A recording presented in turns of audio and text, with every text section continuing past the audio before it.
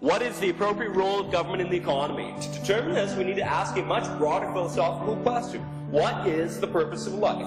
Some people think that the point of life is to submit to their neighbor, their God, or their state in selfless, joyless servitude to some higher power. Others contend life has no real meaning, acting only on their hedonistic desires, trampling over anyone that gets in the way of their impulses.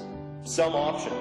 But what if there is a more simple answer? What if the point of life is to live, not just to breathe, not just to eat and sleep, but to selfishly acquire one's highest values, not through the sacrificing of others, but through legitimately making the most of one's life while respecting the rights of others to do the same. In essence, to pursue one's own personal happiness. When government violates an individual's right to the pursuit of happiness, they're attempting to wipe out the whole meaning of existence for that individual. Therefore, in terms of economics, whenever the state puts the brakes on businessmen or anyone trying to better their lives, the government is behaving entirely immorally.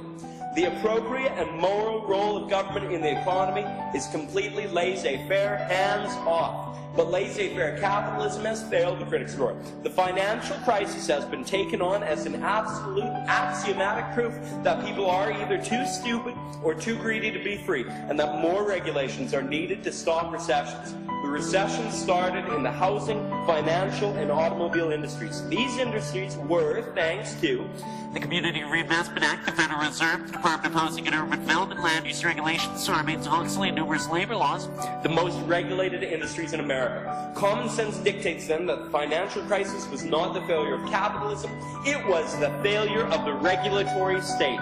And even if capitalism did cause the current recession, which it did not, recessions do not justify the obliteration of the moral principle upon which capitalism is based. They do not justify the obliteration of the pursuit of happiness. If the purpose of life were to sheepishly serve a higher power, then fascism or communism would be the appropriate role of government. If there were no meaning to the existence beyond range of the moment impulse-driven barbarianism, then anarchy would be appropriate.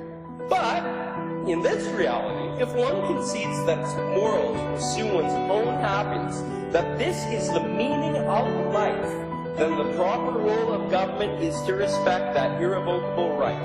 Therefore, laissez-faire capitalism is the ideal, the appropriate, the right form of government in the economy, as in all aspects of the political life.